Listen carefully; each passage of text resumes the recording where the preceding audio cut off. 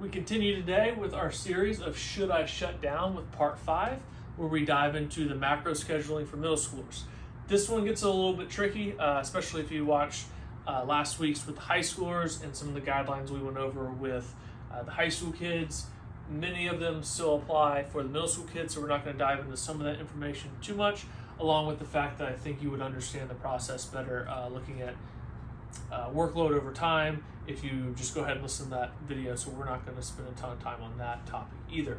What I do want to address is the basic schedule. This is what we have listed for a 13U team that we work with, and then we'll dive into a few of the details regarding middle schoolers with their throwing program. So for a lot of these guys, they are starting their season around the beginning of February, which means usually games sometime in the first 2 weekends there.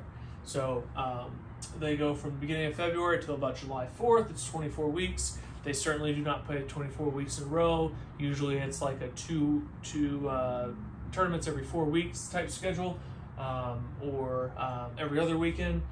So that goes on, and there's usually a little bit of a break between the spring and the summer here. And then their fall schedule runs from the end of August, sometime around Labor Day they're getting started, and they're going till around Thanksgiving. Same thing, usually every other 2 out of 4, that sort of thing. For the rest breaks, they have a potential for a 5-week rest between Thanksgiving and Christmas there.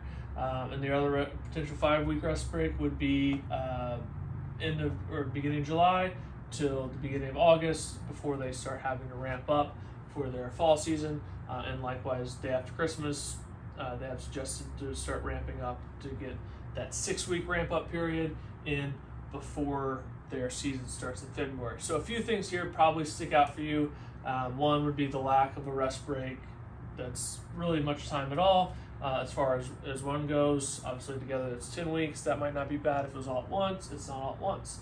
And the other thing would be some of these ramp up periods are a little bit short. So I'm going to start there. On a side note, one of the large issues that comes up with youth sports is specialization. We highly recommend that a kid this age, we're talking probably 11 to 13U here, and younger especially, as they get a little bit older, specialization might need to happen. But anyone from that younger age group, 13 or below, we highly recommend they play multiple sports. If they're playing multiple sports, that's usually their shutdown period. We have a group that comes in here to our facility, and a lot of the kids in that team play football. So in the fall, that is their shutdown period. They have it set up so they finish playing tournaments in July.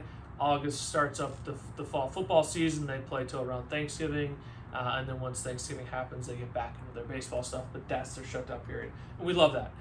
Having some time where they get away from baseball, do something different, still have some competition, and still be training in a sense is really good.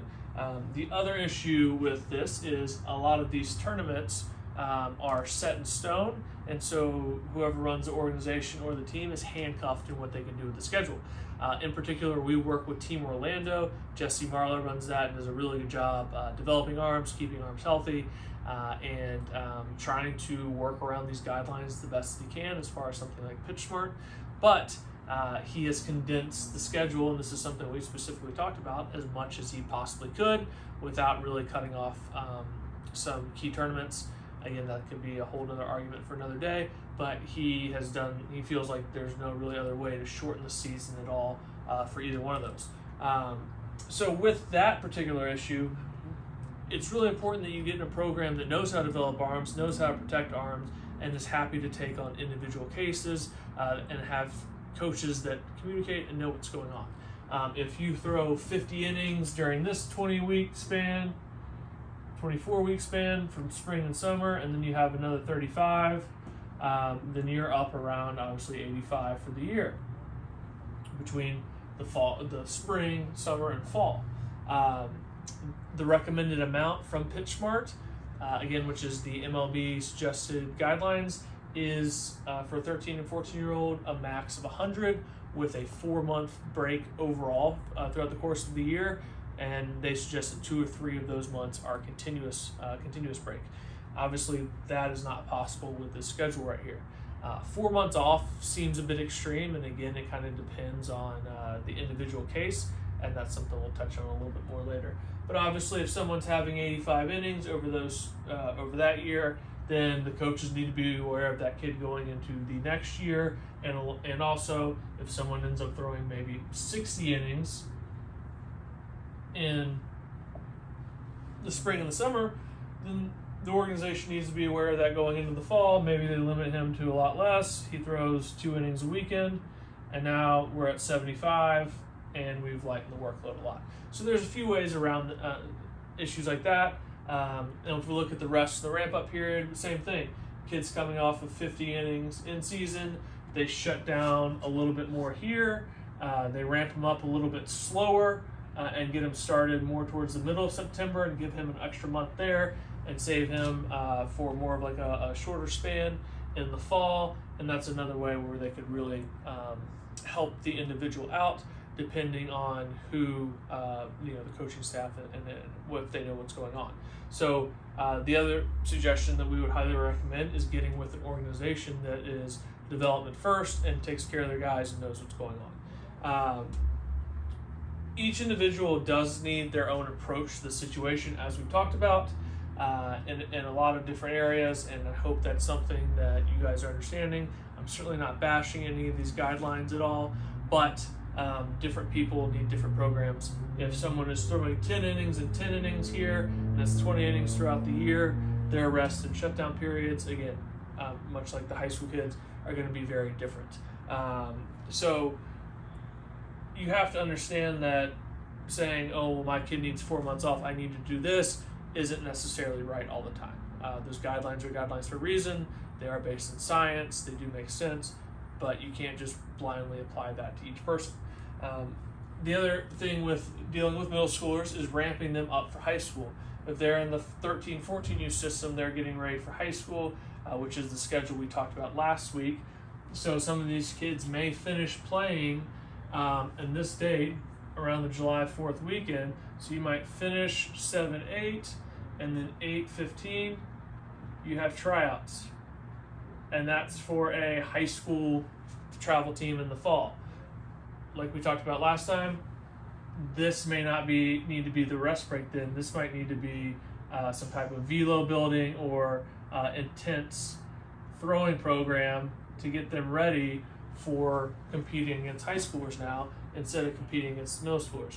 If that's factored in the fall, we shut them down a little bit earlier in the fall, and they can go from the middle of October until Christmas there.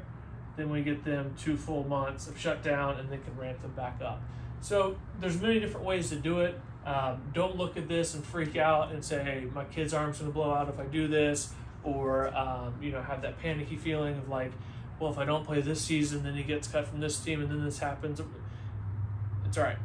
We're here to help, for one. So please reach out with any questions you may have about your specific instance with your athlete. And then 2, just know that there are some adjustabilities to be able to build up and shut down certain times of the year. And communication's huge. Talk to the coaches that you guys play with consistently. Do not guest play. That's another big thing. If you're guest playing and you're playing every weekend, that's going to run your inning totals up and put more stress on your body. And do not pitch for 2 teams at once. We do not have middle school baseball here. We have feeder teams where they play maybe once or twice a week. And so if Johnny's throwing 2 innings on Wednesday and 4 innings on Saturday, not a big deal. But if they're throwing 2 on Saturday, 4 on Sunday, and 3 on Tuesday, then we really have an issue. So we highly recommend that you do not pitch for more than 1 team at a time, and preferably don't play for more than 1 team at a time. And that way, this type of communication becomes much easier and much more manageable. So again, if you have any questions, please reach out. It does get a little murky with the middle school schedule, but we want to help each person, and we want to do what's best for the athlete so that they can stay safe and have the best chance to develop to a higher level.